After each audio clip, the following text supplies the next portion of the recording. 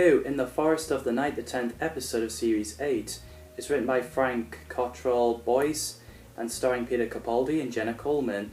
This episode is stylized as fairy tale. They got the idea of the name of this episode from the Tiger, Tiger, Tiger Burning Bright in the Forests of the Night by William Blake, which is creative. So this episode starts with a girl called Mabe running through the forest and found the TARDIS. She asks for help and the Doctor is puzzled seeing the forest, so he brings Mabe inside because she's running away from something. The sat-nav in the TARDIS says they're in London. Apparently the trees have overgrown London. The effects is outstanding. I love how Doctor compares the TARDIS bigger on the inside to the size of sugar that's in a Coke.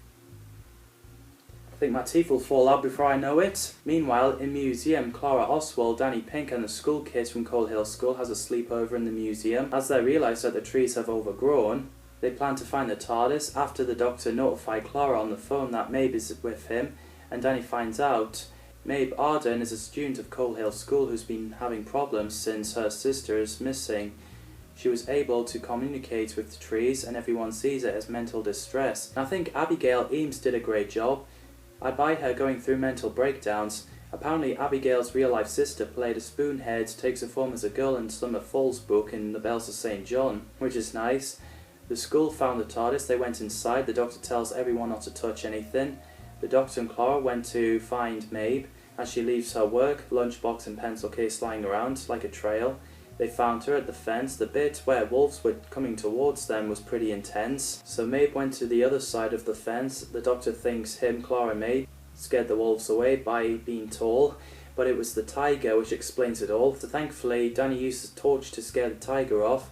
Ashley Foster plays Bradley, who's a student who has anger issues and scared of the dark. He did a great job playing an angry, violent student who wants to take something from other students. Harley Bird played Ruby, a Coal Hill School student who states the obvious. She also did a great job with acting. She plays annoyed and stressed student. The Doctor wonders what's with Mabe, waving her arms about like she's not quite there. So she runs off and there's a glowing area, so the Doctor communicates with the trees, using Mabe to communicate with them.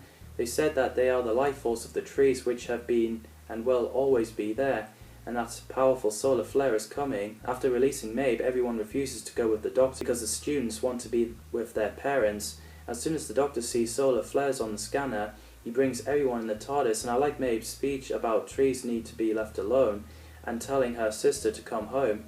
That's handled pretty well, and it's pretty effective when the solar flares dissolved all the trees, and that surprised Missy.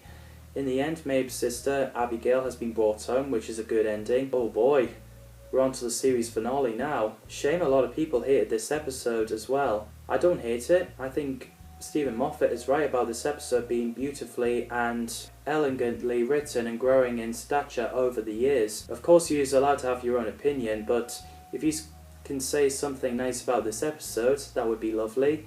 Thanks for watching, and see you in the next video.